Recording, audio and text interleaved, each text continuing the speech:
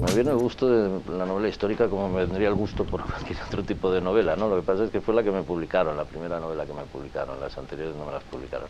Me publicaron una novela histórica y entonces entre la editorial y yo decidimos continuar con novela histórica, ¿no? Pero en fin, me siento cómodo, también me gusta estudiar, me gusta profundizar en la historia, en lugares, en situaciones, en tiempos diferentes. Es atractivo, es interesante.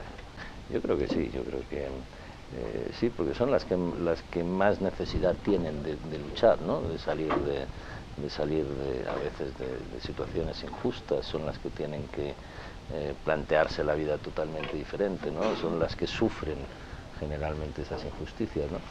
Y a partir del ciudadano normal, del ciudadano de a pie, es como además se pueden contar las cosas. Porque quería hablar de la música, y quería hablar de flamenco, y quería hablar de cómo se llegó a crear lo que hoy conocemos por flamenco, ¿no?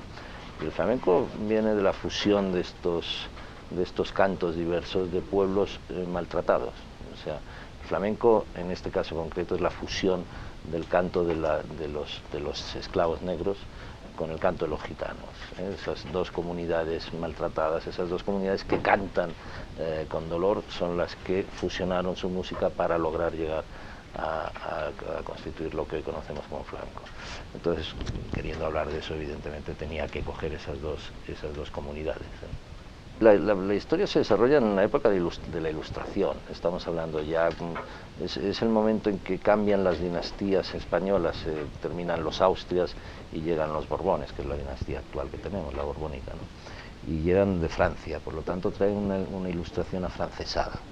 Entonces se produce mucho ese choque de culturas entre la cultura española, aquellos que defendían la cultura española como base de todo, que después serán los que lucharán contra Napoleón precisamente, ¿no? Y aquellos afrancesados, la corte francesa sobre todo, y los españoles nobles que se afrancesan, ¿no?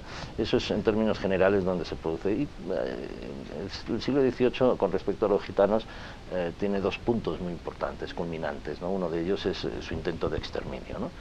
Fernando VI y el marqués de la Ensenada decidieron exterminarlos, o sea, decidieron que no querían un gitano más en España. Por lo tanto, lo que hicieron fue un día determinado detener a todos los gitanos españoles, a la misma hora, en un día determinado.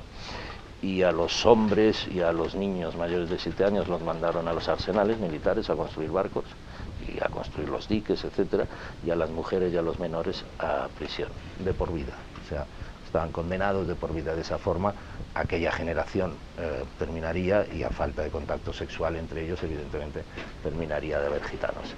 Lo que pasa es que se equivocaron, porque detuvieron al gitano bueno, detuvieron al gitano que sabían dónde vivía, o sea, que si sabían dónde vivía estaba asimilado, ¿eh?